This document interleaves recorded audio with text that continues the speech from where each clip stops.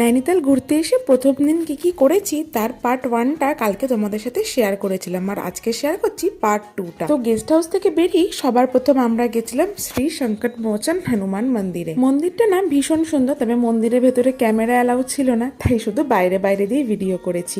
তারপরে এখান থেকে সুন্দর ভিউ দেখতে দেখতে আমরা পৌঁছে গেছিলাম নীপ করোরি বাবা মন্দিরে। এই দেখো মন্দিরটার কাছে আমরা এখানে পৌঁছে গেছি।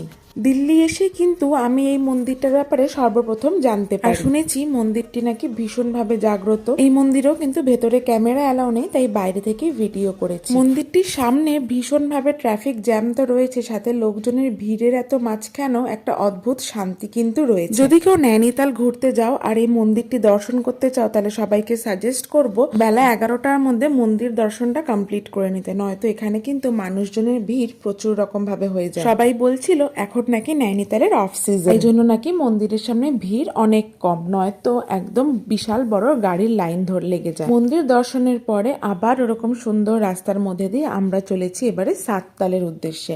নৈনিতাল লেকটা ছাড়াও আরো কিন্তু 3টে ফেমাস লেক আছে, যেটা হচ্ছে সাততাল, ভীমতাল আর নকুচিয়া তাল। নৈনিতালের প্রথম দিনে আমরা ওই নীপ করোরি বাবা আর এই 3টে তাল কভার আপ করেছিলাম। তোমরা হয়তো দেখতে পাচ্ছ দোকানপাট গুলো বন্ধ, আসলে না আমরা একটু আর্লি মর্নিং বেরিয়েছিলাম যাতে আমরা ভিড় আর রাস্তার ট্রাফিকটা অ্যাভয়েড করতে পারি। পাহাড়ি রাস্তায় ট্রাফিক হয়ে গেলে খুব কিন্তু মুশকিল হয়ে যায়। যেহেতু আমরা নভেম্বর মাসের এন্ডে গেছিলাম, তো কি হয় পাহাড়ে এই টাইমটাতে ঝপ করে সন্ধ্যাটা যেমন নাবে, তেমন কিন্তু ঠান্ডাটাও ভীষণ পড়ে যায় সূর্য ডোবার সাথে সাথে। তাই আমাদের প্ল্যান ছিল সূর্য ডোবার আগেই যেন আমরা বাড়ি ফিরতে পারি, তাই একটু তাড়াতাড়ি বেরিয়েছিলাম।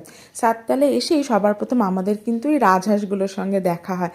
তারপরে আমরা চলে যাই সাততালের ওপর তৈরি করা একটা ছোট্ট সুন্দর ব্রিজ ছিল, সেই ব্রিজের ওপরে। আর সত্যি কথা বলতে লেকটা আমার এত ভালো লেগেছে, যেহেতু কোনো ভিড় ভাড়টা ছিল না, তাই লেকের যে নির্জনতাটা সেটা কিন্তু আমরা ভীষণভাবে উপভোগ করতে পেরেছি। আর মামামও কিন্তু ভীষণ খুশি হয়েছে। ওই দেখো আমাকে চোখে চোখে জলটা দেখছে বাবা,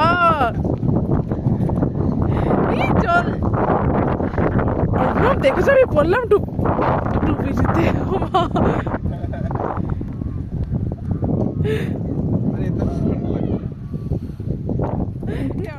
কেমন করে লেকের ধারে দাঁড়িয়ে আছে মামাটা, হ্যাঁ কত সুন্দর জল এখানে, তাই না?